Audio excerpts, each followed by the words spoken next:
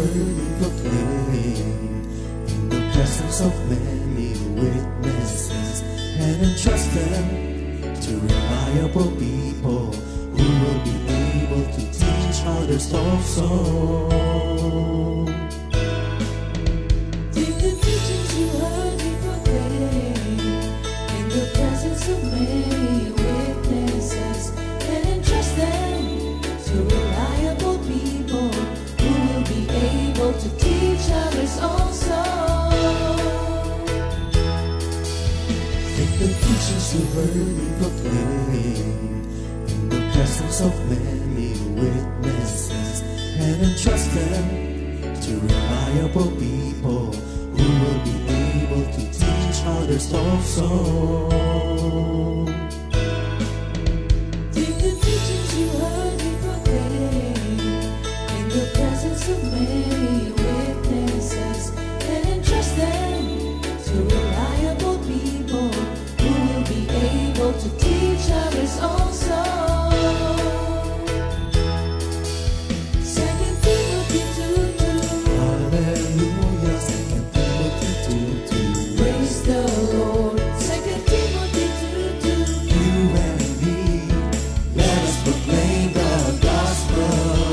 2 Timothy 2:2. Hallelujah. 2 Timothy 2:2. Praise the Lord. 2 Timothy 2:2. You and me, Let us proclaim the gospel of Jesus Christ. Take the teachings you heard me proclaim in the presence of many witnesses, and entrust them to reliable people who will be able to teach others also. take the teachings you heard me proclaim in the presence of many witnesses, and entrust them to reliable people who will be able to teach others also.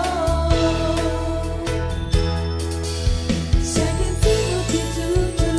Hallelujah, 2 Timothy 2:2. Praise the Lord. 2 Timothy 2:2. You and me, let us proclaim the gospel. 2 Timothy 2:2. Hallelujah. 2 Timothy 2:2. Praise the Lord. 2 Timothy 2:2. You and me, Let us proclaim the gospel of Jesus Christ. The harvest is plenty, but the workers are few. As for me and my house, we will serve the Lord. We will serve the Lord.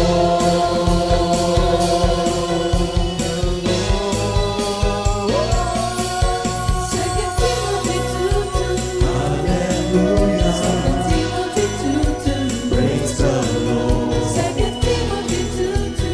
You and me, let us proclaim the gospel. 2 Timothy 2:2. Hallelujah. 2 Timothy 2:2. Praise the Lord. 2 Timothy 2:2.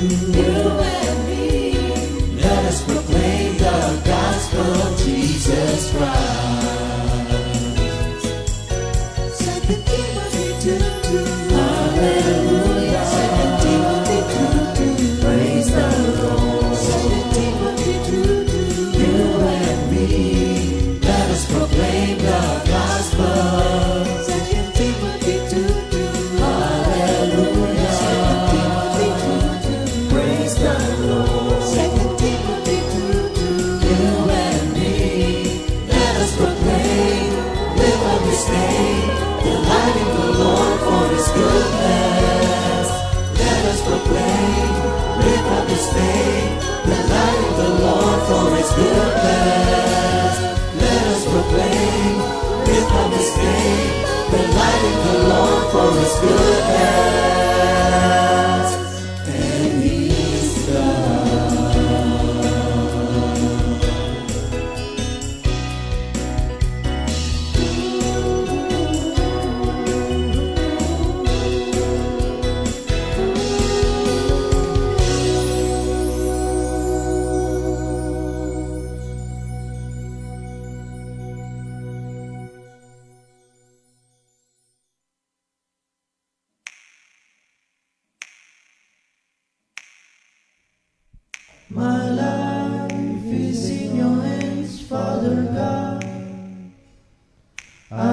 trust you with all my heart. Father God, I love you. Father God.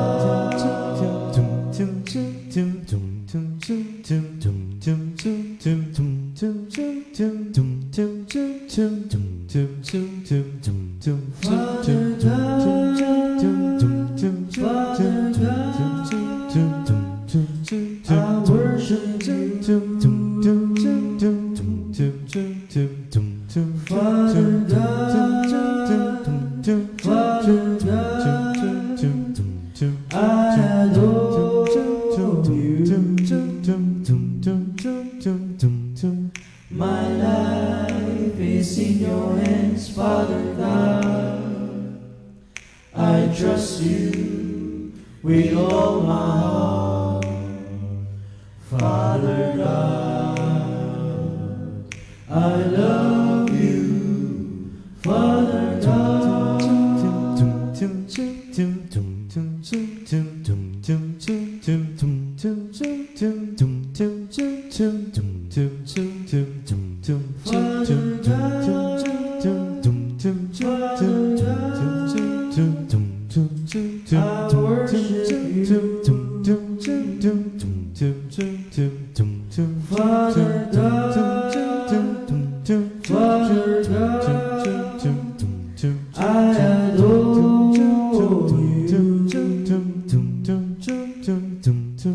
My life is in your hands, Father God. I trust you with all my heart. Father God, I love you. Father God, my life is in your hands, Father God. I trust you with all my heart. Father God, I love you. Father God, Father God, I love you. Father God.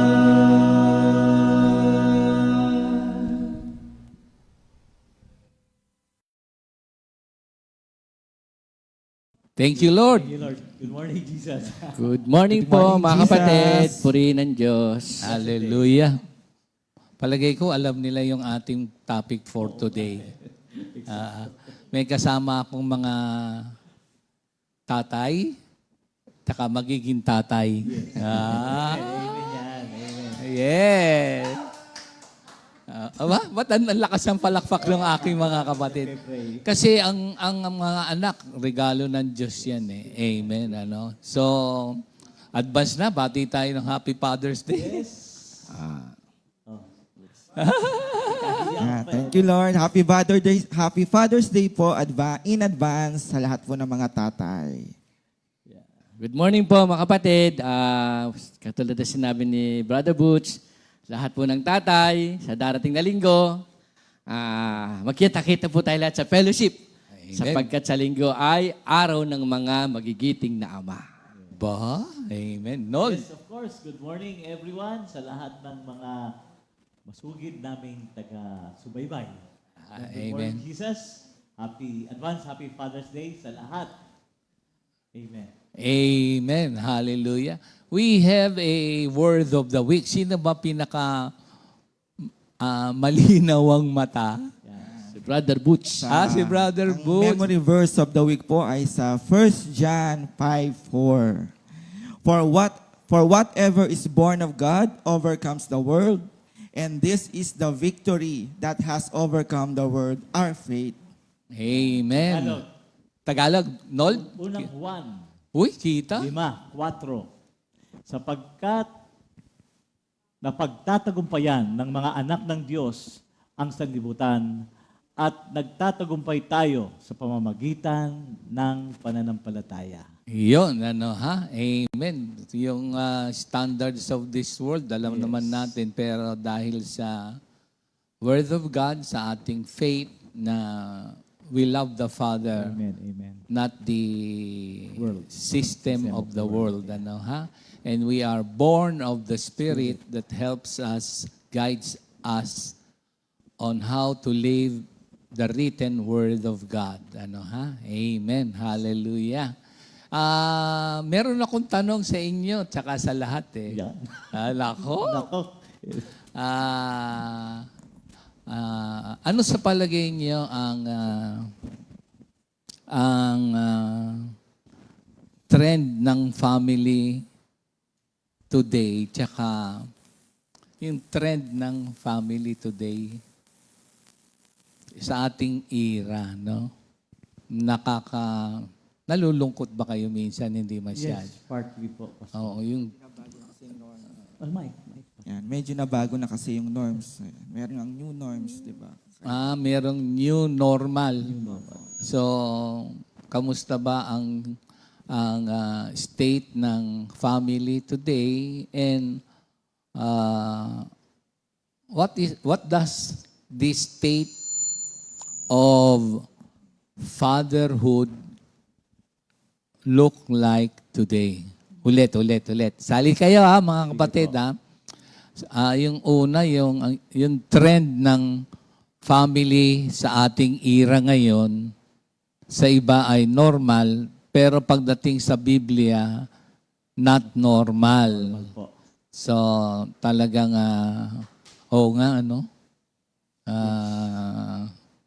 ang daming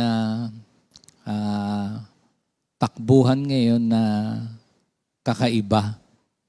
Meron kasing mga tinatawag na pamilya na ang nilikha ni Lord ay babae at lalaki. At sa bond of marriage, sa Genesis 2:24, tapos si Lord ang center, tapos yung offspring by God's grace ay palalakihin sa salita ng Diyos. That is siya nga pala, ano ba ang biblical meaning ng father, Minister Jerry? For me po, sa akin habang binibigay ng question na yan, nagmumuni-muni ako. Kasi wala nang ibang meaning ng father sa Bible sa akin. John 3:16. For God so loved the world that He gave His only begotten Son, that whosoever believes in Him should not perish but have eternal life. Tsaka sa Romans 8:32, kung ang anak niya na ipagkaloob, ano pa ang hindi pwedeng ibigay ng Diyos? Yan po ang nakalagay sa Bible pagdating sa pagiging ama ng ating Ama sa langit. Iyon ang ating Heavenly Father. Apo. At tayo namang mga ama ay it is a divine calling sa mga tatay. Nold, sa iyo, spiritual meaning. Yung nakuha ko po, it's a name applied to any ancestor. Okay. Yes. Sa Deuteronomy 1:11, sabi po dito, May the Lord, the God of your fathers, make you 1,000 times as many as you are, and bless you as He promised. Amen. Brother Boots, meron ka bang meaning ng father? Siyempre, pag sinabi rin kasi pong father, someone who cares us, na mag-i-impart sa atin ng love, identity, spiritual covering. So, yun ang father. Sa akin. Amen. Dito sa Bible, di ba yung sa 10 Commandments, pang-ilang command yung tungkol sa tatay at nanay? Pang-ilan? Parang panlima po. Binibilang ko. Panglima. Parang nung nandun tayo, meron daw pipiliin A, B, C. So, A, Panlima. B, ano yun? Pang-apat. Pangatlo. C, pang-anim. O, saan kayong tatlo? Sa A. A. A. Meron sumagot pang-anim. Ikaw, Nold. I go for A. A. Yes, A. A naman talaga. A as in Di ba? Sa Exodus 20 verse 12. Hindi pang-anim, hindi pang-apat. Pang-lima. Meron bang tututol? Sige, tignan nyo. Ano ba yung nakalagay dun sa Exodus 20 verse 12? O siguro, basahin mo na sa una. Ito po, sa una. Yung bago mag-12, siyempre, sa una. Bibilangin ko? Ito po, nung verse 11. Sige, 11 ba? Hindi. Exodus, ito po yung 12. Oh, yan yung 12. Honor your father and mother so that you will have a long life Apo. which the Lord is giving you today in the land. Oh, sige. Saan mo sisimulan? Sa Tagalog po eh. Pwede rin, kahit English. Sa verse 12. Hindi, yung yung umpisa. Yung sa Ten Commandments. Medyo sa verse ano tayo. You shall love the Lord your God. You do not have any graven image. You should not misuse the name of the Lord your God. Honor Sabbath day because it is holy. Then, pang-lima. Yes. 5. Tama kayong 3. Pang-5. So, paano kung merong sa reality, meron namang katulad dun sa Matthew 7:10. Pero sa linggo pa yan eh. Huwag na muna nating basahin. Kasi meron bang mabait na tatay? Meron. Meron ding hindi mabait na tatay? Hindi po. Ano ang gagawin ng mga anak kapag ang tatay ay meron bang pasaway na tatay? Meron din po. Meron din, ano? Naki-Lord na tayo, halimbawa, ano? So, napakabigat ng tungkulin ng tatay, ano? It is designated by God. Sabi nga, from our Heavenly Father. Going back dun sa question na, ano yan, yung question ko, what does fatherhood look like today? So, medyo broad ba yung question? Kayo rin, what does fatherhood look like today? Meron akong nabasang sharing ng isang preacher. Sabi nung preacher sa mga bata, ano daw ang larawan ng Diyos o i-picture daw ang Diyos, sabi dun sa mga bata. So, iniisip ko rin halimbawa malalaki na tayo. So, bata yun. So, yung isa, ang picture niya ng Diyos ay merong clouds, tapos merong matanda. Ayun ang kanyang drawing. Yung isa naman, ang drawing niya ay parang clouds din, pero may rainbow. Parang ganun ang drawing ng bata. Para bang sabi, i-drawing nyo sa picture nyo ang Diyos. Tapos yung pangatlo, mamaya na yung pang-apat. Dahil kasi tayo rin i-draw sa mind natin. So, pinicture niya, dinrawing ng bata, yung superheroes. Isa sa superheroes. Tapos ngayon, habang pinag-aaralan ko yung pati sharing sa mga bata, para bagang nung nandun kami sa Goshen, Indiana, merong portion doon na pinadrawing din kami. Oo. Pinadrawing kami ng aming religion. I-drawing, malalaki na kami ha. May edad na kami. Ako, Pastor Fred, Pastor Mer, Sister Opie, Pastor Rudy ngayon, at ako. Gusto niyo malaman kung ano dinrawing ko? Sige po, Pastor. Parang sa tingin mo, madali lang. So, sabi nung teacher, nung nagtuturo sa amin sa Goshen, i-drawing daw yung aming religion. Mahirap. Mahirap, ano? Ngayon. So, going back dun sa yung state ng fatherhood today, sabi nyo nga, hindi na normal. Mga iba, wala yung tatay. Mga iba, tumatakbo yung tatay sa responsibilidad. Iba-iba. Yung mga tatay, si Juan, parang ganon. Tapos, iniaatang na lang sa nanay lahat, parang ganon. May mga makikita kayong ganyan na para bang tumatakbo sa responsibilidad at minsan meron ding maraming bahay na inuuwian in reality. Ano kaya magiging dun sa mga anak, ano? Dun sa sa Proverbs 23:24, pakitingin mo nga. Proverbs 23:24. Tama ba ako? Ayun, yun. Sige.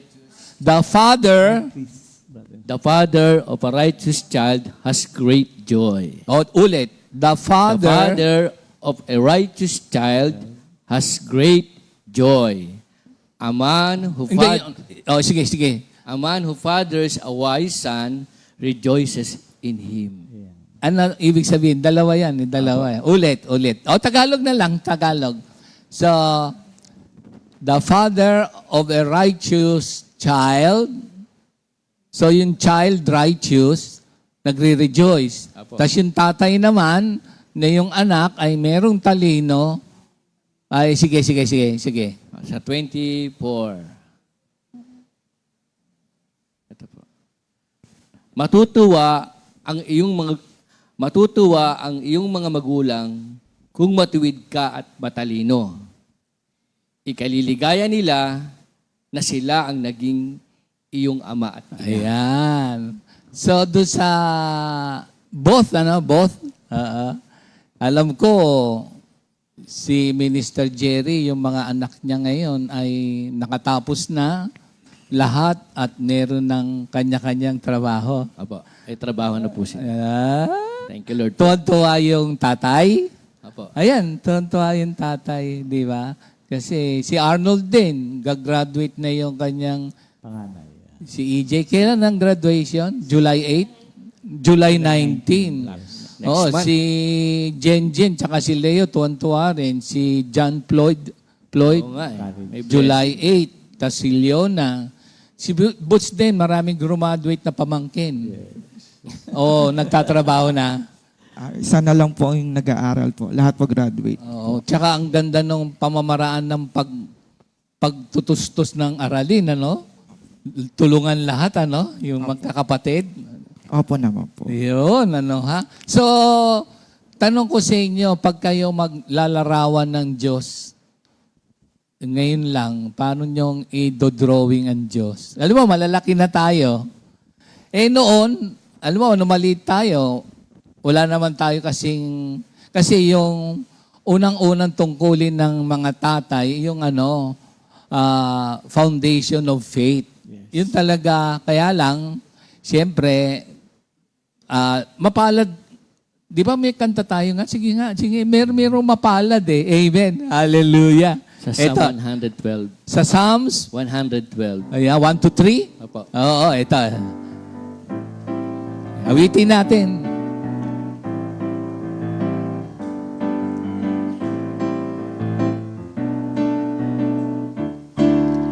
Mapalad ang tao na kay Yahweh ay may takot ang maalab na adhikay sumunod sa kanyang utos.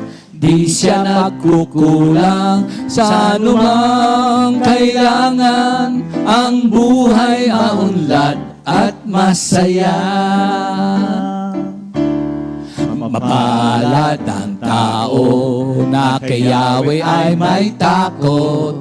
Ang maalab na adhikay sumunod sa kanyang utos. Pagpapala ay dadaloy sa buong pamilya. Ang buhay maunlad at masaya.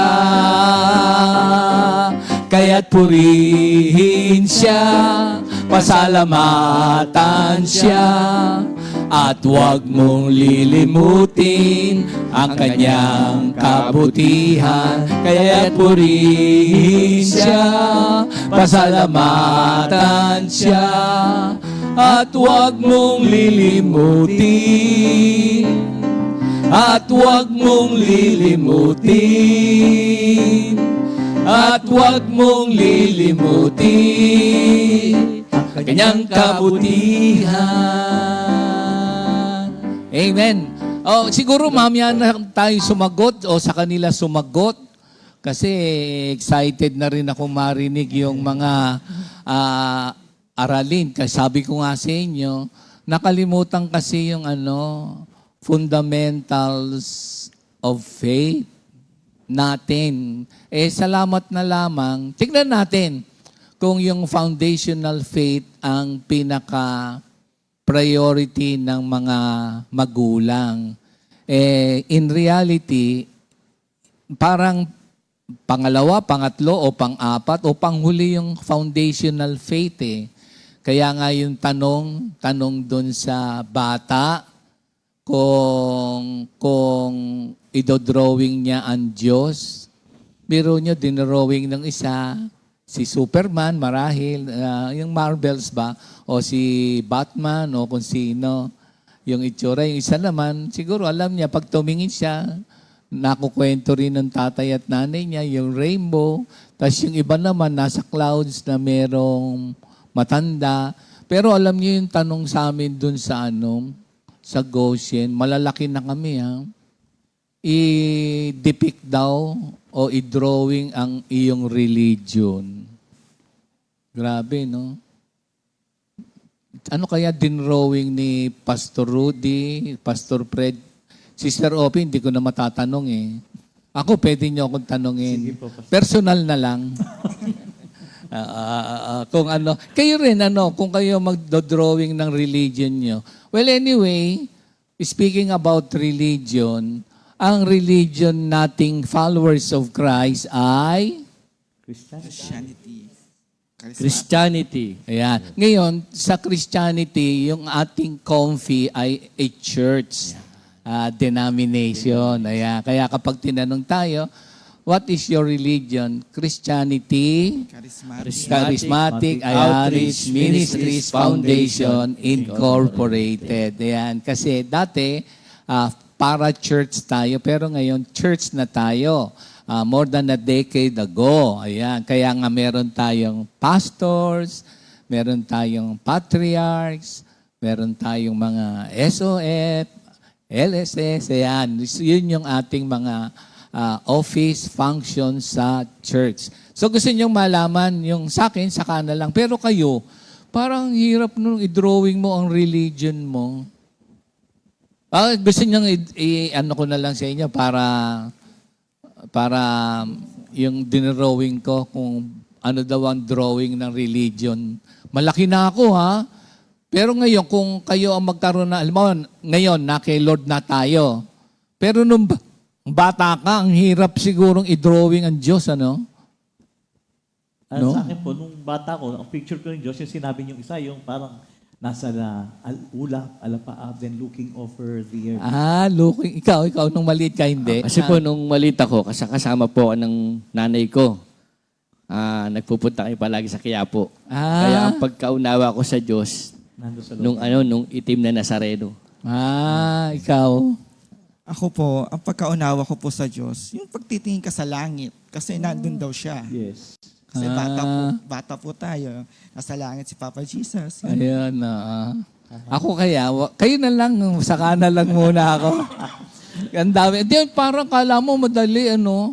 Alam mo yung, yung pang-apat na bata. Sige po. Sabi nung school teacher, sabi, sa'yo, ba't yan ang dinrawing mo sa Diyos? Sabi niya, hindi ko po alam ang itsura ng Diyos. Kaya ito po dinrawing ko. Yun dami. So ano yung dinrawing? Sino yan? Yung tatay ko. Yeah. Ayun. So kung kayo ang tatanungin, dinrawing ng bata, yung tatay niya kasi hindi daw niya nakikita ang Diyos, ganito. So yung bata, ang dinrawing niya, yung tatay niya. Malaki na tayo ngayon. Kung idodrawing natin ng Diyos, palagay ko, kakaiba na. Kakaiba na, no?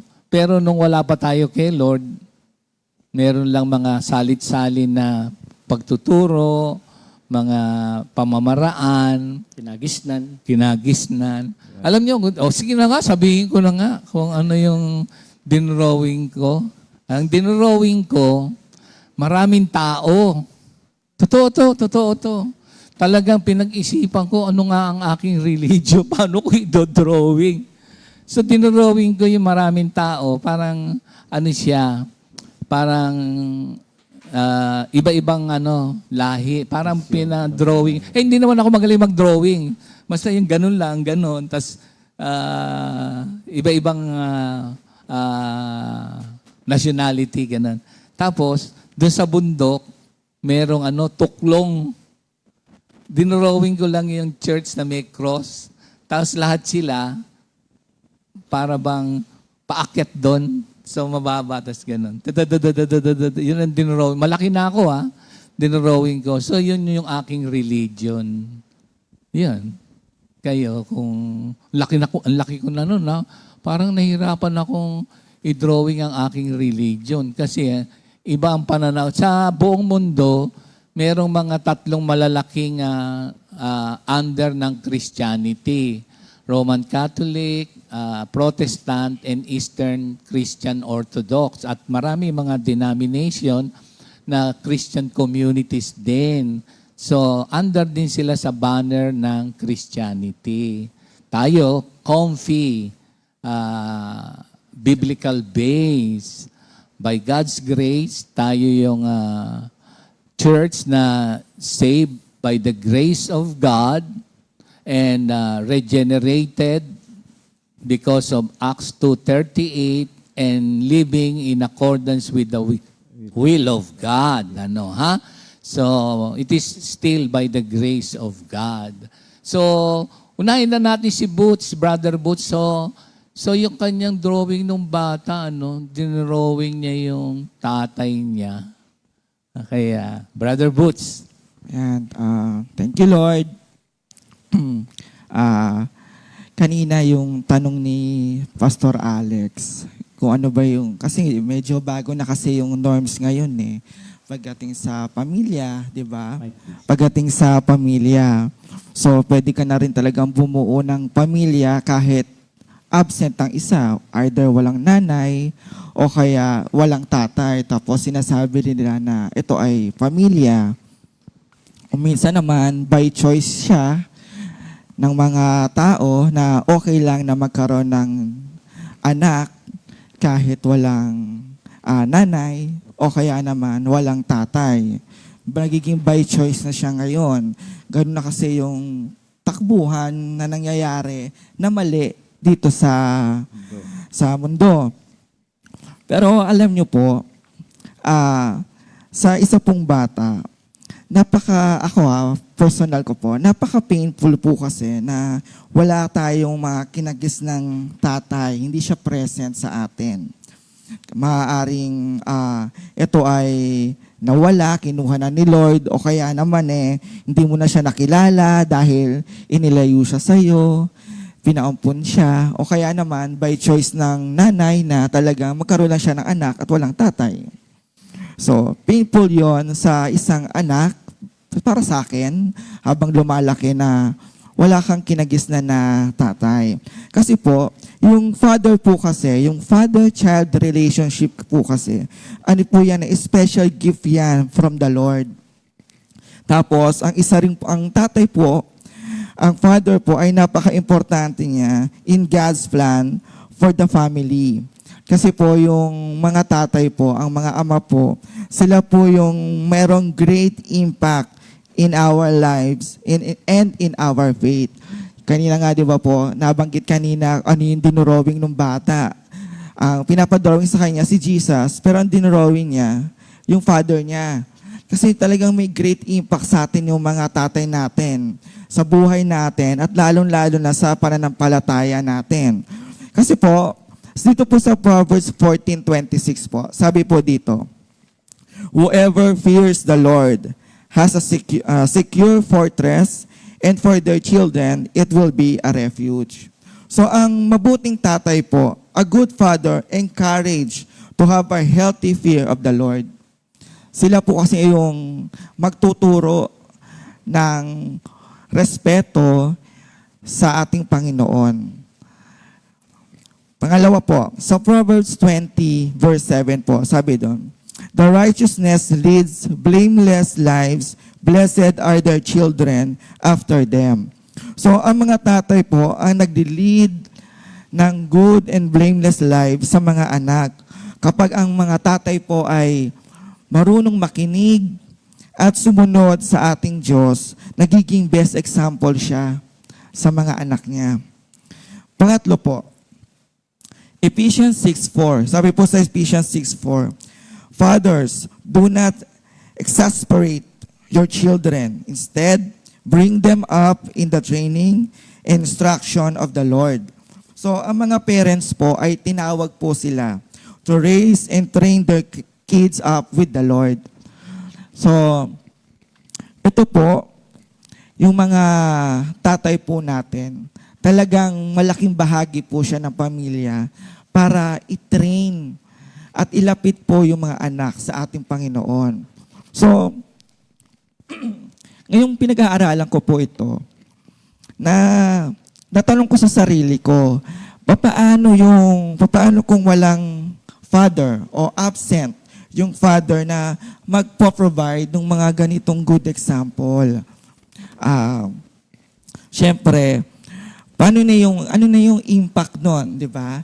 Paano na yung faith na pwedeng matutunan ng isang anak sa tatay. Although nandun nung nanay, pwedeng present yung nanay, pero iba rin kasi yung duty na pinagkaloob ng Diyos sa ating mga tatay. Dito po sa mundo po, sa takbuhan po dito sa mundo, in the absence of father po, merong mga effect at may mga masasabi nating mga lasting damages na nagaganap sa isang anak kapag wala pong tatay na kinagisnan. So, yung una, behavioral problem. So, nagkakaroon talaga ng mga behavioral problem tulad ng nagiging violente, hindi nagiging magalang sa magulang, sa mga nakakatanda, o kaya naman nagre-rebelde. Naalala ko yung isa kong sister, kasi sa family namin, 6 kami magkakapatid, 2 kaming ampon. So, yung sister ko na isang ampon, nung nalaman niya ampon siya, nagrebelde siya, lumayo siya sa amin. Pero bumalik din naman. Pangalawa, siguro na-realize niya na kinakalain niya tanggapin yung reality na yon. Ayan. So, pangalawa, na-diminish yung self-concept. So, nakakaroon ng lack of confidence. Diba? Nagiging mahiyain. Ayan, ito naranasan ko yan eh. So, dahil ampun ako, bata ako, mahiyain ako eh. Ngayon na lang nade-develop yung hindi. Ayan, mahiyain ako kasi syempre kapag wala kang pag ampun ka kasi pumiplacing ka. Ibig sabihin, alam mo kung ano lang yung lugar mo. Lalo na ako, bata pa ako, alam ko nang adapted ako. So, meron akong kaisipan na, and ito lang ako, replacing ako sa family. Kaya nadala ko yon hanggang sa labas, kaya medyo mahihain ako. Pangatlo, yung life chances, bumababa yun, nababawasan yun. Ito yung mga effect kasi nga, diba, dahil wala kang self-confidence, kulang, lack of self-confidence ka. So, unemployed ka, low income ka, diba? Dahil mababa ang tingin mo sa sarili mo eh. So, yun yung magiging damages sa'yo. At yung pang-apat, panghuli na sinulat ko dito, yung future relationship. Nasisira din po yun. So, pag nag-asawa ka, naiiwanan mo yung, pwede may possibility na iwanan mo yung asawa mo, o kaya naman, iwanan mo yung family mo, dahil pwede mo isipin na, ako namuhay ako walang tatay eh. So yung anak ko, kaya din niya mamuhay din yan. Kaya niya mamuhay kahit magkahiwalay kami ng nanay niya. Mga ganun ba? So yun yung mga possible damages na nararanasan kapag walang father sa isang pamilya. Pero ako po, konting sharing po, nagpapasalamat po ako sa ating Panginoon. Kasi hindi man ako pinagkalooban ng pinagkalooban akong biological father, pero hindi ko naranasan na ma-care ako ng isang biological father ko. Pero pinagkalooban naman niya ako ng tatay. Inassign na ako ng isang ama, yung nag-ampun nga sa akin, na mahal ako. Kaya, hindi ko man naranasan ang pagmamahal ng isang biological father. Naranasan ko naman kung paano magmahal at mahal din ng isang ama. Natatandaan ko noon na yung father ko talagang kahit mahirap ang buhay namin, nakafocus talaga siya sa akin kasi ako na lang yung pinakabunso eh. Hinahatid niya ako sa tawiran, pag pumapasok sa school, tapos pag may time siya, sinusundurin niya ako sa tawiran. So, naranasan ko yon. Pero syempre, bagamat na naranasan ko, na-experience ko yung pagmamahal ng isang ama, hindi ko maitatanggi yung reality na hindi ko siya tunay na ama. So, nandoon pa rin yung kaisipan ko na parang outsider ako. Meron pa rin akong feeling na gano'n. Kasi nga, hindi ako tunay na kadugo eh. Lalo na kapag nararamdaman mo na outsider ka, lalo kapag yung pinapagalitan ka, dinidisiplina ka, o kaya naman may mga bagay na gusto mo na hindi nila naibibigay. Nasasabi mo sa sarili mo, ay kasi hindi ko siya tunay na tatay eh. Ayan. Kaya ganon. Pero ang totoo nun, ako lang po yun. Sa sarili ko lang po yun. Minsan hindi pinaramdam sa akin nung father ko na outsider ako. Minsan hindi niya pinaramdam sa akin na hindi ako tunay na anak. So, pero ako, yun ang pakiramdam ko. Kahit mabuti yung father ko.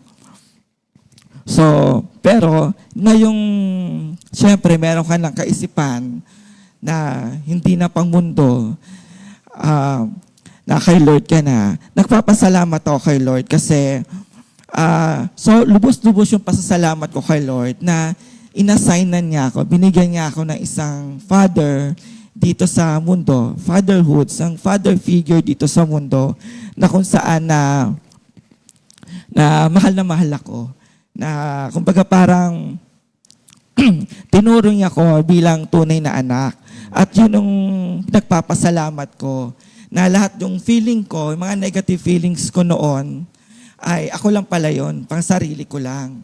At nagpapasalamat din ako kay Lord kasi bagamat wala yung hindi present yung biological father ko, thank you Lord pa rin sa Kanya. Wala akong kahit anong galit kasi instrumento siya ni Lord eh. Kaya ako nandito. Kaya yung pinag-aaralan ko to, sinabi ko na hindi pwedeng walang tatay eh. Diba? Can't be without a father. Hindi pwedeng walang tatay. Hindi mo man ma-experience yung pag-aaruga ng ama dito sa mundo, pero meron naman tayong Father in Heaven na ipapa-experience sa'yo na ikaw ay tunay niyang anak. Diba? Dito sa 2 Corinthians 6:18, sabi doon, "And I will be a father to you, and you will be my sons and daughters, says the Lord Almighty." Amen. Sa Galatians 4:6, sabi po doon, Because you are His Son, God sent the Spirit of His Son into the heart.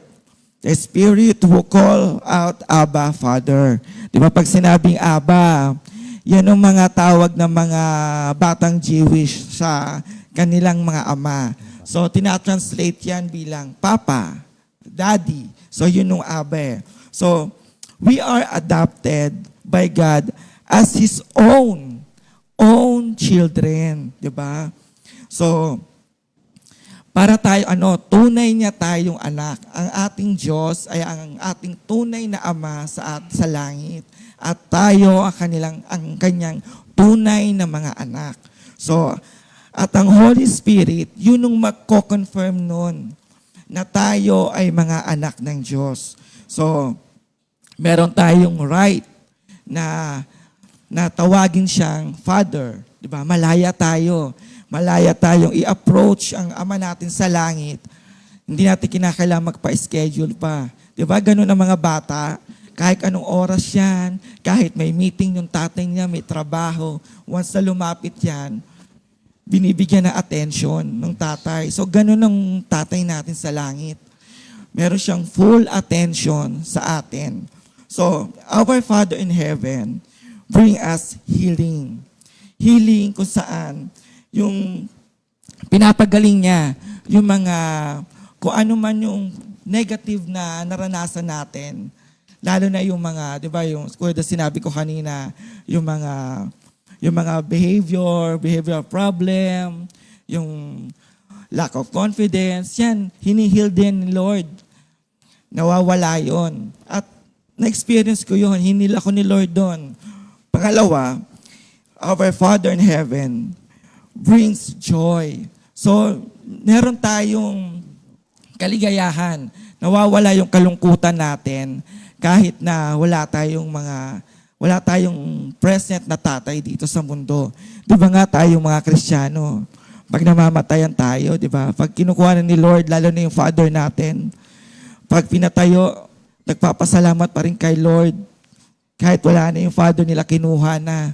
So yun ang joy na nabibigay yung ni Lord sa atin na hindi natin ma-fathom yung pagmamahal ng Lord na yon, na joy na yon. At pangatlo, our Father in heaven brings us security. Sa Psalms 91, 1-16, di ba? He is our Father who will never leave us. Diba? 3 P yung ginawa ko dito. Our provider, our protector, and our preceptor. Diba? Siya yung teacher natin, siya yung expert. Diba? Pag sinabi preceptor, siya naman talaga may expert sa buhay natin. At siya lang din yung Diyos na kung saan nagdidiscipline sa atin. Yeah. Thank you, Lord. Amen. Ay, thank you, Lord. So, alam nyo, nakakatuwang marinig natin na kung ikaw ay adopted na son o adopted na daughter, ang sabi, yun ang inassign sa iyo ng Panginoon Diyos. At yung naging father and mother mo na nag-adopt sa iyo, siya yung instrument ng Diyos. So, assigned sa atin. Ang ganda naman nun, Kaya, kung ano man ang mga maaaring negative or maaaring behavioral something, si Lord ang Abba Father natin. Ang ganda na may inassign pala ang Panginoon Diyos sa mga ampon. Ay, amen. At instrument sila ng Diyos na ginagamit. Meron akong gustong tanongin sa inyo. Yung aking nakikita lang sa mga choice. Ano kaya ang magiging itsura na pamilya na merong anak na inadapt ng parehong babae, anak na inadapt o by choice ng 2 lalaki? Pamilya rin ang tawag nila doon 2 lalaki, mag-a-adapt, family. 2 babae, minsan yung isa, by choice, alam niyo naman ang takbuhan sa mundo ngayon, nagkakaroon din ng anak. At ang pamamaraan ay hindi dun sa tinalaga ng salita ng Diyos na male and female na married, then they will have an offspring. So, ano magiging itsura nung bata? Ano siya? Makikita lang niya 2 babae, tas makikita niya 2 lalaki habang siya'y lumalaki. Isipin ninyo kung ano mangyayari sa society. Confused. Pero, salbahe ang demonyo. Oo. Sisirain niya yung family. Oo. Naku, Kaya, tingnan niyo, mga kapatid, ha? Salamat na lamang sa salita ng Diyos. Break muna tayo. Yes po. Meron ba? May mga kaarawan ngayon. Special day. Yan. Thank you, Lord. Happy birthday! Ngayon po ay June 14, 2024. Happy birthday po kay Sister Arlene Navarro. Ayan, makita. Ayun, Sister Sally Garcia. Brother Richie Concha, Brother Max Teves, Sister Joan Miranda, Sister Serena Robledo. ayan, Sister Ria Orubia, And Sister Jen Pangilinan. yan, happy birthday, Sister Jen. Happy birthday! Nugget. Sister Rian Nagit. Yan. Happy birthday. Enjoy your day. Yan. Amen.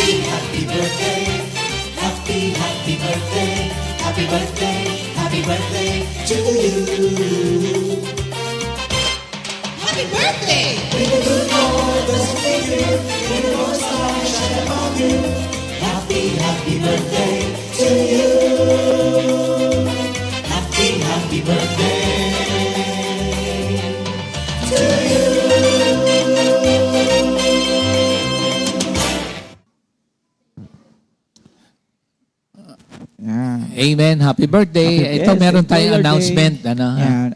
Announcement po. To all covenant members, active or inactive, invited po tayong lahat sa ating covenant meeting sa June 15. Bukas na po yan, Saturday, 1 p.m. onwards po sa City Garden Grand Hotel, Makati po. Ang ating attire are smart casual. So, makikita po yung location map sa screen ninyo. yan, sa screen po. Ayan, makikita nyo po. Yan, para hindi po tayo maligaw. Yan. Pangalawa po, meron po tayong gaganapin na Life in the Spirit Seminar.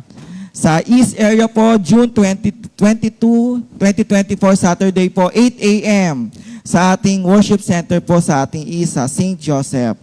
And CSM LSS Parañaque Worship Center, August 24, Saturday, 8 a.m. Yan. Thank you, Lord. Amen. Hallelujah. Glory to God.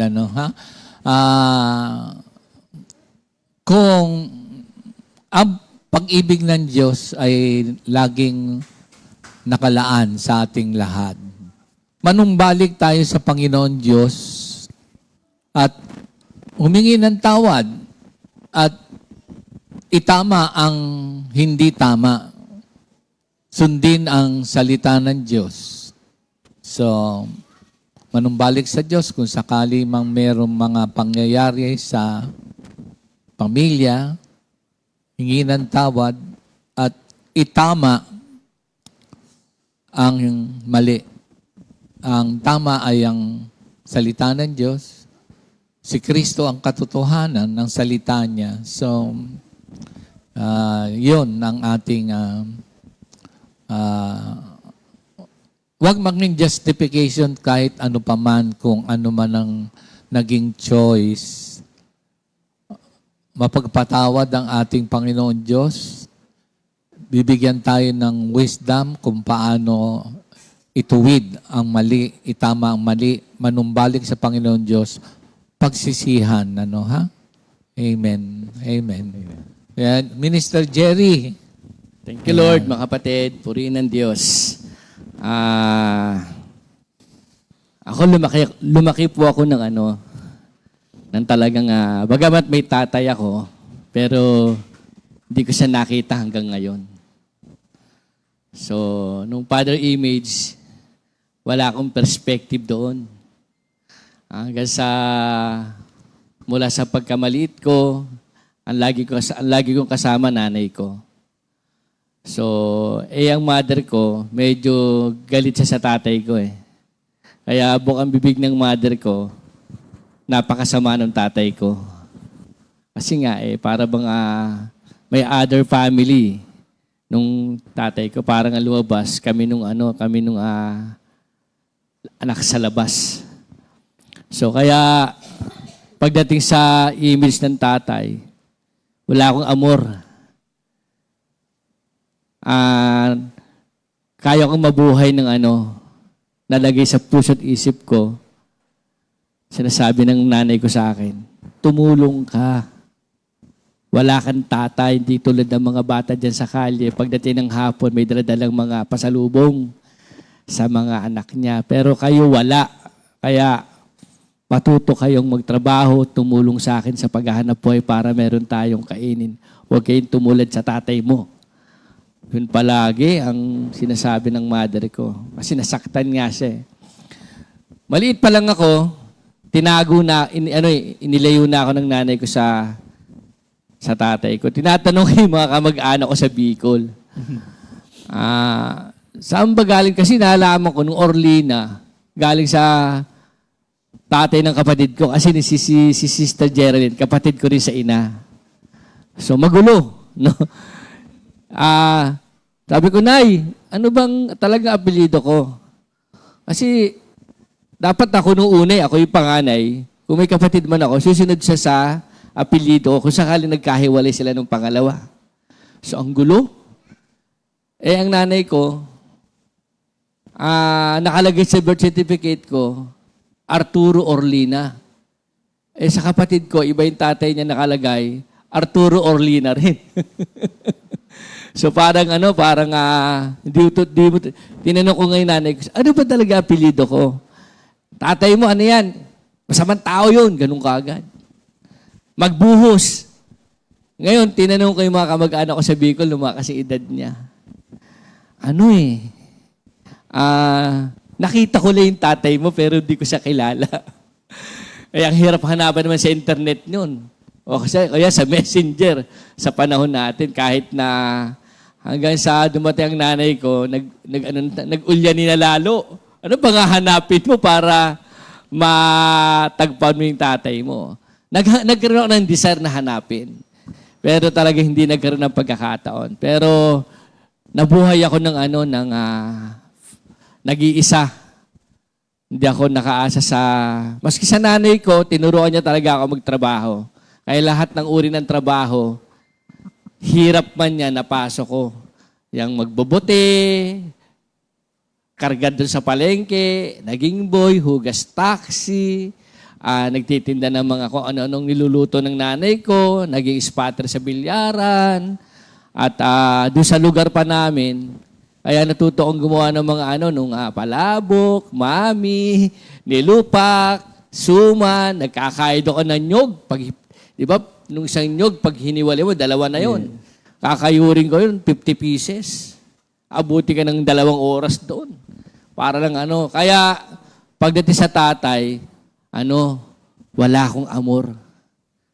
In short, talagang pwede ako mabuhay kahit wala siya. Minsan may dumalaw, tatay ko daw. Sabi ko, yun ang tatay mo nung mga nakakakilala. Nay, nandiyan doon si tatay. Tapos sabi ng nanay ko, hindi mo tatay yun. Ganun kaagad, oh. Pero salamat na lang, napunta ako sa ganitong gawain. No, naintindihan ko ngayon na kahit gaano pala kasama ng magulang.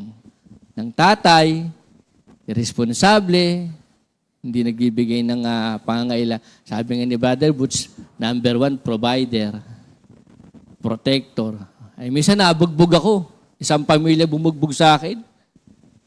Isang pamilya. Tapos, wala akong tatay. Sino sasalo sa akin? Laban ako kahit saan tamaan. Pero lugapay ako kasi isang pamilya bumubog sa akin eh. Doon sa lugar namin yun, sa San Andres. So, kaya, pero salamat na lang, no? At nung marinig ko ang salita ng Diyos, no, kahit pala gaano kasama ng isang tatay, naalala ko sa Genesis 9:21, si Noah. Diba? Pagkatapos ng baha, nagtanim siya ng ubas, tapos nagbunga. Kinain niya nung bunga ng ubas, nalasing siya. Sa kalasingan niya, nakatulog siya ng hubad. Para bang shame, nakakahiya. Nakita ngayon ni Ham. Nung makita ng isang anak, si Ham, pinangalandakan. Sama ng tatay ko, parang gano'n, kwinento nung kalagay ng tatay niya. Pero si Japet, tsaka si Shem, nung malaman na hubot-hubad ang tatay nila dahil sa kalasingan nakatulog, ang ginawa ng magkapatid, kumuha ng kumot, lumakad ng paatras na hindi nakatingin at tinakpan ang nakahihiyang kalagayan ng tatay. Kaya sa Genesis, sa Exodus pa lang, no? Sa Genesis pa lang, nandun na dapat ang pagrespeto ng isang anak sa kanyang magulang.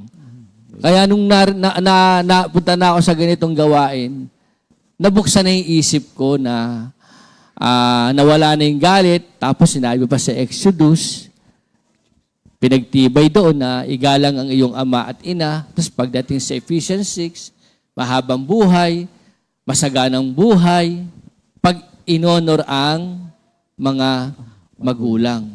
Bagamat di ko siya nakita, di ko naramdaman ng pagmamahal niya, pero sapat na sa akin nung salita ng Diyos na nagbigay sa akin ng maliwanag na kaisipan para irespeto ang magulang. So, nagpapasalamat naman sa nanay ko. Natay. Natay, no? Nasasabi nga ni Pastor Alex kanina, no? Nung sa panahon natin, iba na yung pagkakaunawa sa pamilya. Actually, pag tinawag naman sila, hindi lang sinasabing kabiyak eh. Ang sinasabi nila, partner ko, hindi kabiyak. So, alam din nila yun na nasa mali silang kalagayan ng buhay. Hindi lang masabang asawa ko sila o kabiyak ko. Sinasabi nila, partner ko siya. So, kaya thank you Lord, no? Bagamat tong nanay ko, nag-iisa lang siya, pinalaki kami na, sobra naman kasi sa higpit ng nanay ko. Nung sharing ni Sister Ria, na binalot sa sako, naranasan ko yun. Habang nakabitin, pinapalo pa, pinaluhod sa asin, tapos, isang palalayasin ka. Kung pag isang tawag lang ako, pag ang nanay ko malambing, ang tawag sa akin, Ricky, Jiri. Pag galit yun, iba tono yun. Sa kanto pa lang, maririnig mo na boses yun. Ricardo! Pag yun ang sigaw yun, galit yun. Ako naman, mas sobrang tapang ng nanay ko dahil nga nag-iisa lang siya, kinakailangan na tumulong kami, hinihigpitan kami ng gusto.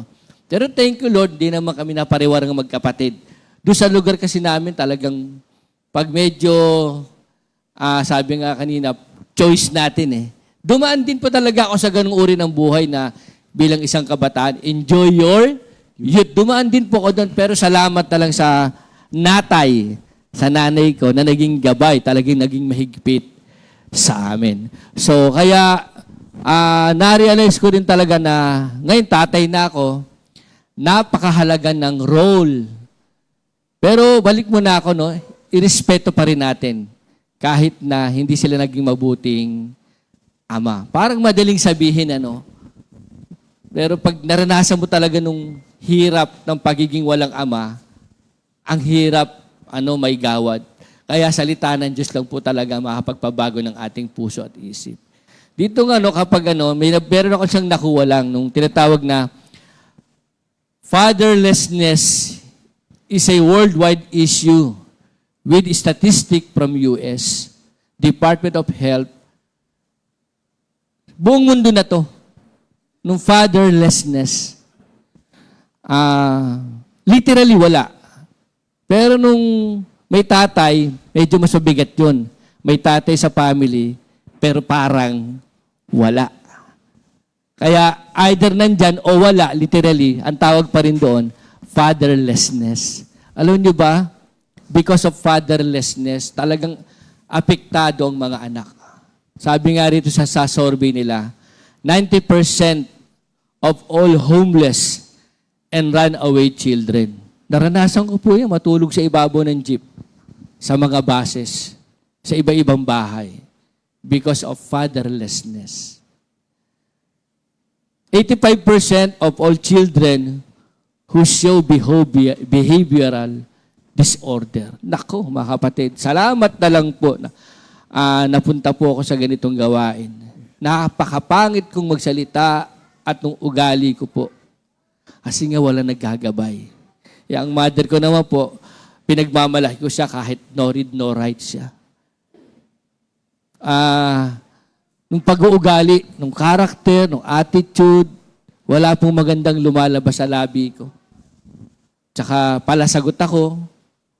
Yan po yung bunga ng fatherlessness.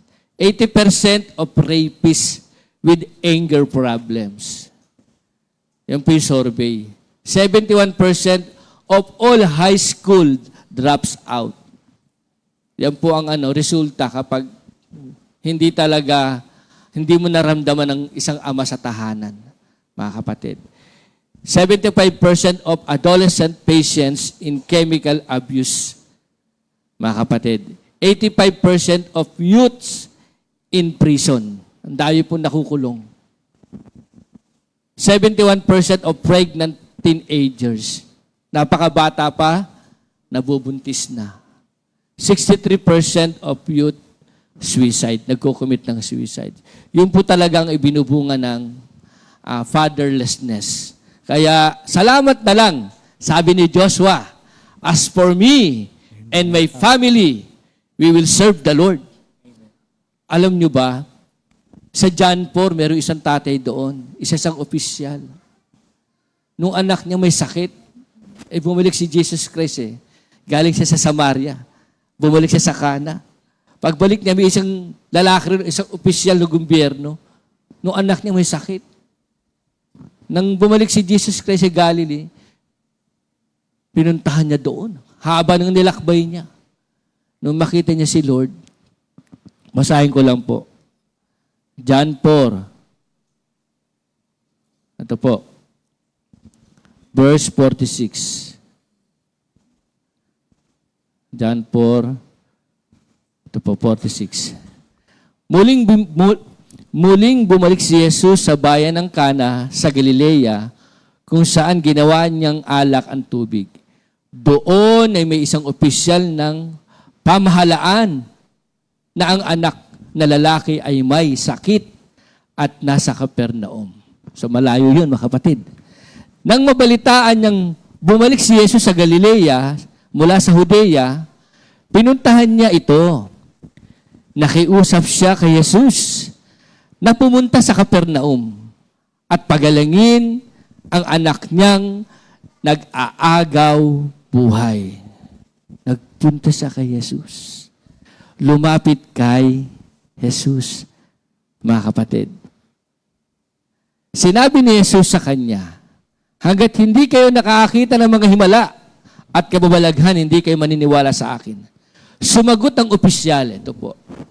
Sumama na po kayo sa akin kasi agaw buhay Sino bang magulang na makita niya anak niya nag-aagaw buhay, talagang hindi ka makakahinga. Andun ang sakit sa dibdib. Sumama na po kayo sa akin bago mamatay ang anak ko. Sinabi ni Jesus sa kanya, pwede ka nang umuwi. Magaling na ang anak mo. Naniwala ang opisyal sa sinabi ni Jesus. kahit hindi na sumama. Naniwala. Habang nasa daan pa lang ay sinalubong na siya ng mga alipin niya. Kasi mayaman to, opisyal eh. Sinabi sa kanya na magaling na ang anak niya. Kaya tinanong niya kung anong oras ito gumaling. Sumagot sila, kahapon po ng mga alauna ng hapon ay nawala na ang lagnat niya. Naalala ng opisyal na ng oras ding iyon ay sinabi sa kanya ni Jesus na magaling na ang kanyang anak. Ito po ibinunga. Kaya siya at ang buong pamilya niya ay sumampalataya kay Jesus. As for me and my family, we will serve the Lord. Napakahalaga po ng role ng tatay sa family. Una, Diyos. Pangalawa, si Kristo. Pangatlo, ang ama ng tahanan. Meron pong isang scripture dito sa 1 Corinthians 11 verse 3. Basahin ko lang po. 1 Corinthians 11 verse 3. Ito po ang sabi.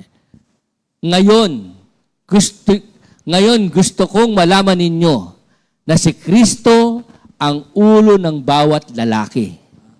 At ang lalaki ang siya namang ulo ng babae. At ang Diyos naman ang ulo ni Kristo. Amen. Thank you, Lord. Kaya, hindi lang siya provider, hindi lang siya protector, man of God dapat ang isang ama ng tahanan. Amen. Kaya, pag meron pong ama ng tahanan na umaating sa prayer meeting, milagro po yun. Napakahirap mapaatin ng mga tatay. Minsan sinasabi nila, brother, ng mga anak ko na lang. Nung misis ko at mga anak ko, okay na ako dito. Pero sabi nga sa Bible, ng mga babae na Kristiyano, para madala ng kanyang mister sa gawain, ay maging mag-ilaw sa tahanan at maging mabuting may bahay. Thank you, Lord, mga kapatid. Ano po? At meron pa akong nakuha rito ng konti, mga kapatid. Ayan. What a father can do. Ano ang gagawin ng tatay ngayon? Alam nyo, sabi nga kanina, the choice is yours. Nasa atin ang pagdidesisyon. Destiny is not a matter of, it is not a matter of chance.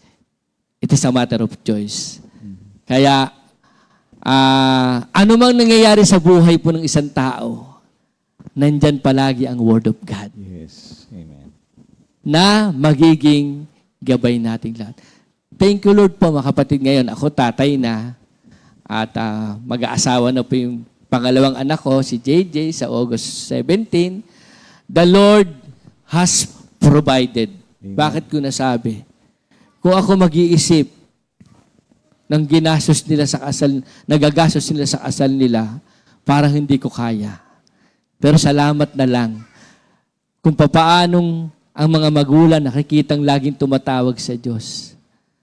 Mapalad ang tao na may takot kay Yahweh. Pagpapala ay dadaloy sa buong pamilya. Nung anak ko pong panganay, thank you, Lord. Nung bunso ko po, may bagong trabaho ngayon. Hinatid ko kanina. Kaya, glory to God, mga kapatid. Nothing is impossible with God. Ang sino mang lumalapit sa Kanya na may pananampalataya, kalulugdan ng Diyos. Marami po salamat. Amen. Ayan. Ano yung nandun sa screen? Repeat. Kala ko lang meron tayong sasabihin. Oh, Minister Arnold, the floor It's mine. is yours. Kaya pa ba, Pastor? Kahit Okay. na umabot tayo ng alas 10. Sige po. Oo. Yan. Hindi nyo lang alam, mga kapatid, kanil pa dito may factory ng muta. Muta. Muta. Ang luha, pag natuyo, muta. Oh? Yeah. Hindi ko alam yun Ang luha, pag natuyo, muta. Kasi po, mula kay Brother Butch. Kay Brother yung pala Kanina yun. pa ho ako iyak ng iyak dito. Naging muta na ba? Hindi naman. Parang katulad kahapon, nung nandun tayo sa wedding. Ninong. No, we can feel, di ba? Grabe. Bilang tatay. Ngayon nga, kung kailang magsasalta, umatake na naman yung... Oo. Kasi sabi ko, sobra akong blessed. Ito'y katuwaan, mga kapatid. Kasi kumpleto ako. Ano ba yan?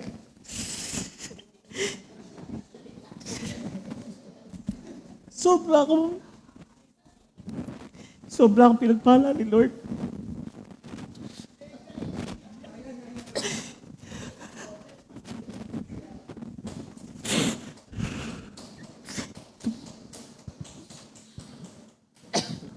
Kaya ko ba to?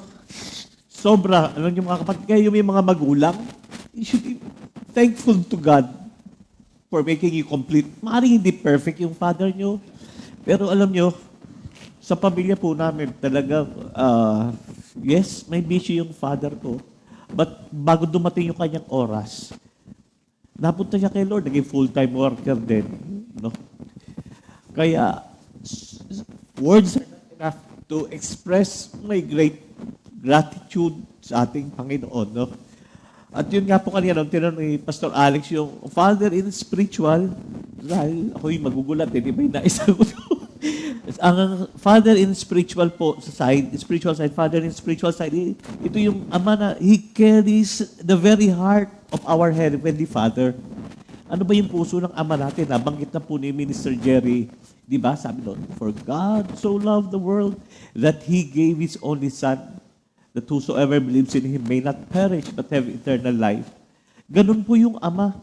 Pag nung nakita lang ama na tayo, na mapapahamak na yung mga tao, ligaw na, ayaw niya eh. Kasi obra maestra niya yung mga tao, nilikha niya. So what He did, ibinigay niya yung mismong anak niya. Same thing with the Father dito sa lupa. Pagka nakita yung pangangailangan ng anak, talagang, alam niyo po, yung father ko, makwento ko po sa inyo, at naikwento ko na rin nung una pa man, yes, may bisyo yung father ko. Ang kalaban lang namin sa father namin, barkada at saka inom. Pero pagdating po sa trabaho, wala po ako masabi sa tatay ko. Yan eh, maski umuwi na, sobrang lasing, talagang gapang na pag-uwi. Pag tumawag yung opisina, kasi ang father ko, undergrad ng mechanical engineer, in charge sa mga makinarya ng factory, though he's undergrad, pero sobrang wisdom ang binigay sa kanya ni Lord. Talagang reliable, talagang yung happy niya nga, siya yung laging tinatawag pag may trouble sa factory. Maski hilo pa yan, babangon yan pag sinundo, magtatrabaho. Wala akong masabi sa trabaho, madaling araw pagkagising, siguro mga alas 4, nandun na sa lalabasan ng bahay, nagpupupukpuk na yan. Alam niyo kung anong pinupukpok. Kung alam niyo po sa San Pablo, usong-uso yung mga stainless na sandok, siyense, ganyan. Kami po yung original na gumagawa po niyan. Nag-start po sa amin yan, way back as early as 70s. Talagang yun na yung, sideline na ho yun. Bukod sa, kasi po ang father ko ay, may sarili din po kaming talyer sa Laguna. Kaya, pag kami mga instalasyon ng mga rehas, ganyan, alam niyo, sinasama ko ng father ko. Laking talyer ho ako. Kaya kahit paano marunong po ako magtrabaho sa talyer. At yun lang, sobrang abilidad ng father ko. Yun naman ako, nakuha ko sa father ko, talagang trabaho ng trabaho, gawa ng gawa. So sa kabila ng kanyang mga bisyo na yun, tumayo talaga siya bilang ama as a provider. So dito sabi nga, father in the spiritual, he carries the very heart of the Father with him. He loves and cares for his children through the heavenly expression of God's love and care. He begets the spiritual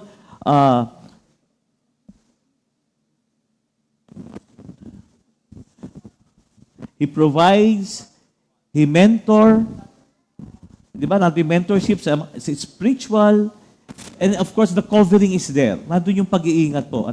At mabilis po, meron po ang nakuha po ako ditong acronym ng Father. At ito rin po ang magdi-describe what a real father is. So, of course, Father,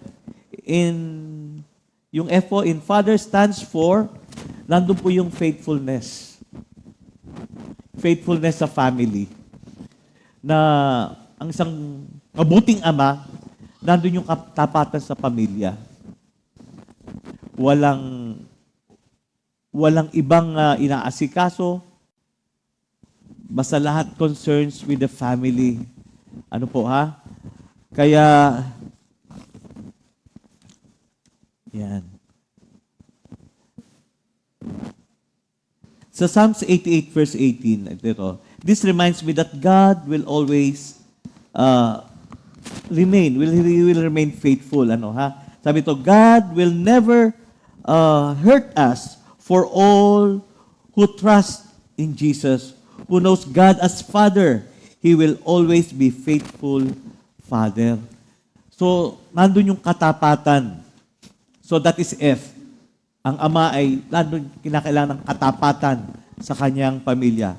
And then, of course, letter A. Sabi dito, this stands for, a father is a man of action. Totoo naman po yan.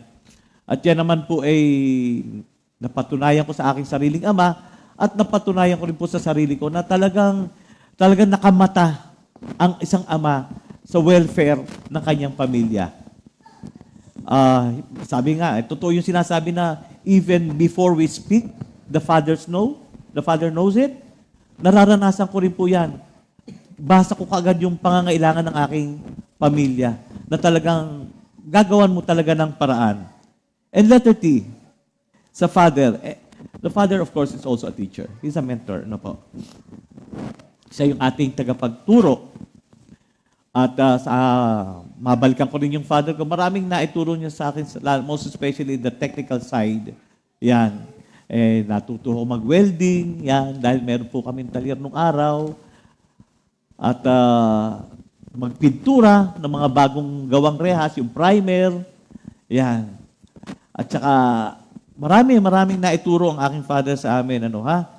And then letter H. Ang isang ama, hindi yan nagdi-discourage ng anak. Laging binibigyan ng pag-asa. At of course, karanasan ko rin po yan. Naalala ko, isang insidente sa, nung nagka-problema yung aking anak sa thesis, for a wrong decision, hindi ko siya sinisi sa maling desisyon. Pinakita ko sa kanya na yung kaganapang yan, it is a learning experience. We learn from our mistakes. Sabi ko, anak, okay lang yan naranasan. Alam mo na ngayon na lahat ng bagay pinaghihirapan, walang madali, hindi pwedeng instant, at kinakailangan yan ay laging sa kapapamamaraang tama sapagkat yun ang kalooban ng Diyos. At may pag-asa pa. So bilang ama, hindi natin, nagkamali na yung anak mo, ingungud-ngud mo pa, mali mo. Ipakita mo yung pagkakamali in a way that your son or your daughter will learn from it and will have the strength to get up. So ang isang ama, ang H is, they always give hope, pag-asa, hindi discouragement. Ano po? And letter E, of course, kamag-anak to nung letter T, hope, yung H, hope, ito po encouragement. Laging kasunod po, encouragement. And lastly, ang letter R po is kinakailangan ang isang ama, a good father, must be a role model. Kailangan kakakitaan tayo ng ating mga anak ng tama. At I'm so grateful and thankful na bago ako nagkapamilya, napunta na ako kay Lord. Na ang buhay natin ngayon ay nasa gabay at patnubay na ng salita ng ating Panginoong Diyos. Kaya ang pinakamataas na kapurihan, kadakilaan, kaluwalhatian ay sa ating Diyos. Ay, thank you, Lord. Bago tayo magwakas, thousands of years ago, may instruction na ang ating Panginoon Diyos sa ating mga magulang. Thousands of years ago. Ito yung foundational truth or foundational faith or the fundamentals na who Jesus or who God is and how do we respond sa ating Panginoon Diyos. So thousands of years ago, mag-end kami dito. And of course, yung song na awitin din, ano ha. Basahin ko lamang itong thousands of years ago na isulat para maging gabay, instruction ng ating Creator sa atin dito sa lupa, mga magulang. Buksan ninyo, mga kapatid, at huwag niyong kakalimutan ito, isa puso, at isa pamuhay, ano, the foundational or foundation of faith. Marami tayong mga, syempre, mga dreams sa ating mga anak, yung ating yung how to prepare them sa society, how to protect them sa mga takbuhan sa mundo. Ito yung unahin natin, mga kapatid. Sa Deuteronomy chapter 6, Deuteronomy chapter 6, 4-9. Babasahin ko sa atin. Hear, O Israel, the Lord our God, the Lord is one. Malalim ito kasi sa takbuhan ng panahon natin ngayon, ang kinakalakihan natin ay marami mga Diyos-Diyosan at iba't ibang mga tradisyon na naukit sa isip at puso natin na naipamana sa mga bata na iisa lang ang ating Panginoon Diyos, ang ating Panginoon Diyos na John 1:1, John 1:14, sa Hebrews 1, sa Colossians 1, 16-17, the visible likeness of God, the manifestation of God in the person of our Lord Jesus today. So, ito thousands of years ago. Hear, O Israel, the Lord our God, the Lord is one. You shall love the Lord your God with all your heart, with all your soul, and with all your strength. And these words which I commanded you today shall be in your heart. You shall teach them diligently to your children, and you shall talk of them when you sit in your houses, when you walk by the way, when you lie down, and when you rise up. You shall bind them as a sign on your hand, and they shall be as frontlets between your eyes. You shall write them on the doorposts of your houses and your gates. So, again, paano ipamumuhay ito? Sa verse 6 o verse 4, sino ang ating Panginoon Diyos? Si Yesu Kristo na nagkatawan tao na binigay ang buhay para tayong lahat ay maligtas. How do we respond sa ating Panginoon Diyos? Mahalin siya ng buong puso, buong kaisipan, buong kaluluwa, buong kalakasan. So sa verse 6, by modeling them in your heart, yung sinabi natin lahat, yung spiritual development ng ating mga anak. Sa verse 7, by discussing it with them. Talk. Naalala ko yung mga, kahapon si Sister Joy, sa telling stories. You talk about your children. Sabi ni Minister Jerry, kinuwento niya yung tatay na may anak na nag-aagaw buhay, yung mga patutuo, yung ating pinag-aaralan na si Noah rin, sa kalagitnaan ng wickedness, siya ay naging matuwid. Si Abraham naging obedient. Yung pinag-aaralan nating tuwing Lunes. So talk to them. Tell them the stories sa mga pangyayari sa Bible. Ang totoo niyan, wag lamang nating iaasa sa school Sunday. Maganda yon sa church, binibigay natin yung ating mga anak. Mainam yon, pero mas mainam sa bahay, ikaw rin tatay. Hindi ko sinasabing masama na dinadala natin sa children's ministry, pero ikaw muna sa bahay, yung tatay, So, tell stories about the Bible. Sa verse 8, by seizing the teachable moments. Pag lying, sitting, parang gano'n. Yung teachable moments. Kasi merong mga pagkakataon na ma-inject mo ang Word of God sa kanilang maliit o murang edad. Pagka minsan tumanda ng konti, merong mga frustration, may mga na-break ng mga girlfriend o boyfriend, na minsan na bubuli sa eskwelahan. So talk to them. Makakausap mo yun. So, seizing the teachable moment. At yung verse 8, yung pag may nakikita kasi yung mga bata, parang sa bahay natin, di ba, pag sa pintuan, ano yun? Joshua 24:15. Di ba? As for me and my house, tapos pagpasok mo doon sa loob, meron kang picture ng mga scriptures, di ba? So, be creative na paggamit natin ng mga objects para yung mga bata. Kasi pagka nakita doon sa bahay mo, halimbawa, sa lugar mo, makikita yung mga bold pictures ng mga kung ano-ano o kung ano-ano mga nakadrawing doon sa bahay mo. Yung mga bata, curious yun eh. Kung ano yung nasa bahay niyong mga nakapaskel o mga frames or something. Eh sinabi din, lagay niyo sa trangkahan, sa bahay niyo, minsan niyo sabi sa foreheads pa daw dito, sa kamay. So, nakita niyo yung instruction ng Panginoon Diyos na kung paano yung mga bata, di ba?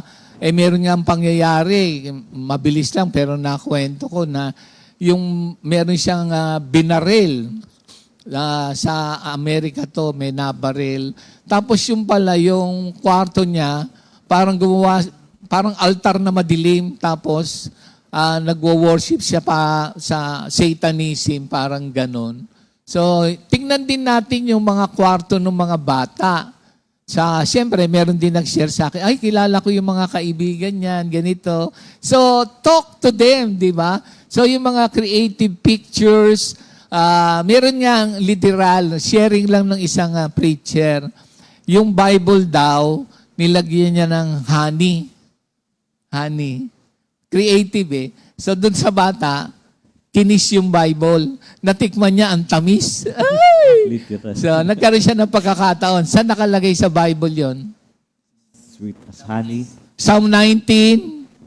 Andyan lang yan eh. Oo, 10 ba yan? 9? Sintamis At ng sa nagkaroon siya ng pagkakataon, sabi ng bata, ay, ang tamis! Oh, sa Bible, sabi gano'n, ganito. So, maging creative ka, di ba? Di ba yung mga bata nga, sabi, naalala niyo yung mga bata, ano ba yung sabi, mag-pray ka sa food. Sabi ng bata, Yara makaya handalalakiya. Di ba? Parang pinag-pray in tongues. Di ba? Tapos sabi nga, maraming pagkakataon na yung mga bata pag lumaki sa Christian home by the grace of God, wala namang perfecto. Pero nagiging creative, maski yung mga bata, pagka merong tayo nga, minsan pinagsasabihan ng mga bata, Mommy, Daddy, sabi ni Lord, baka kayo mag-aaway, something like that, o ganito. Di ba? Yung mga bata, o kaya, tinulak ako ni Kwan, ganito. Diba, si Abby o sino yan? Si Dwayne. Di ba, ano sinasabi? Magbati kayo, ganito, di ba? Hindi yung halimbawa, pag-uwi, sugurin mo yan. Sino ba yung nanay yan? Hindi marunong magpalaki ng anak. Di ba hindi na ganun? Ganun ba? Wala na suguran? Wala na. Oo, di ba? Oo. So dito, be creative. Kasi minsan hindi naman away. Pagkatapos mamaya, sila makalaro. So pagkakatuon mo na yon. So be creative. So thousands of years ago, sinabi na to. So mga kapatid, thank you Lord sa pagkakataon na makaabot kami sa tahanan ninyo na dala-dala ang salita ng Diyos. It is by the grace of God. Amen. At magwawakas tayo sa ating awitin. Thank you Lord, in Jesus' name. Amen. God bless us all.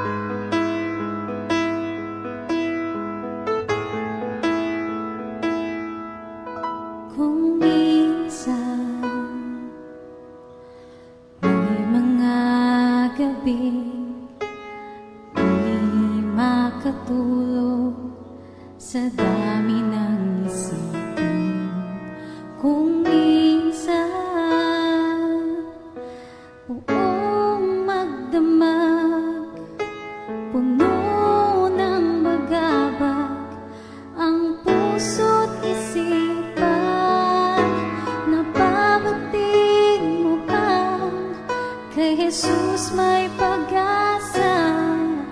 Buhay mo'y pinupuno ng sigla at ginhawa. Si Jesus ang dahilan ng bawat tagumpay. Siyang Diyos ng ating buhay.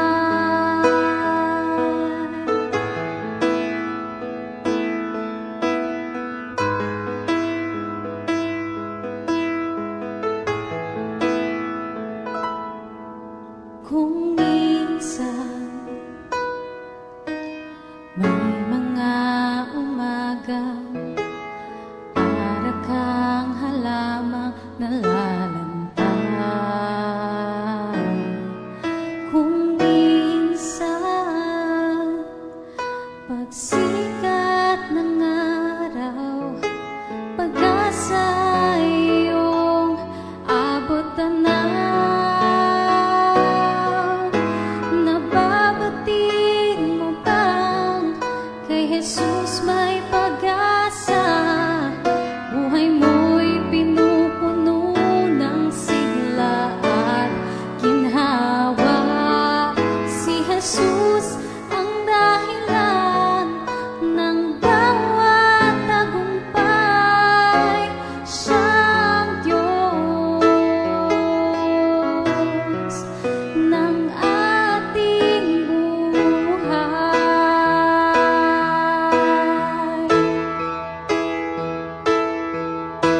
Mali sa akala mo, kaya mo ang lahat. Huwag mo kalimutan ang Diyos na lumalang. Siya ang daan, buhay at katotohanan. Nag-isa siyang Diyos ng ating buhay.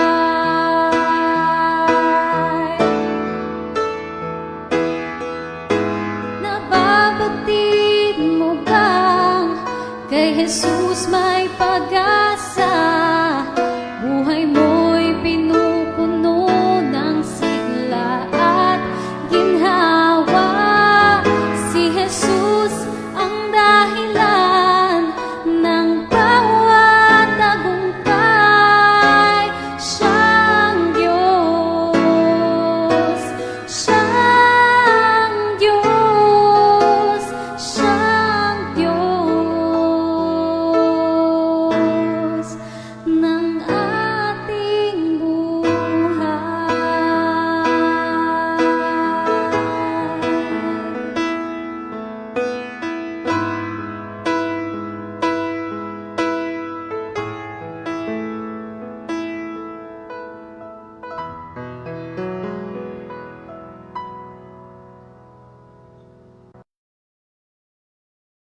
Second Timothy 2:2. Hallelujah. Second Timothy 2:2. Praise the Lord. Second Timothy 2:2. You and me, let us proclaim the gospel. Second Timothy 2:2. Hallelujah. Second Timothy 2:2. Praise the Lord. Second Timothy 2:2. You and me, let us proclaim the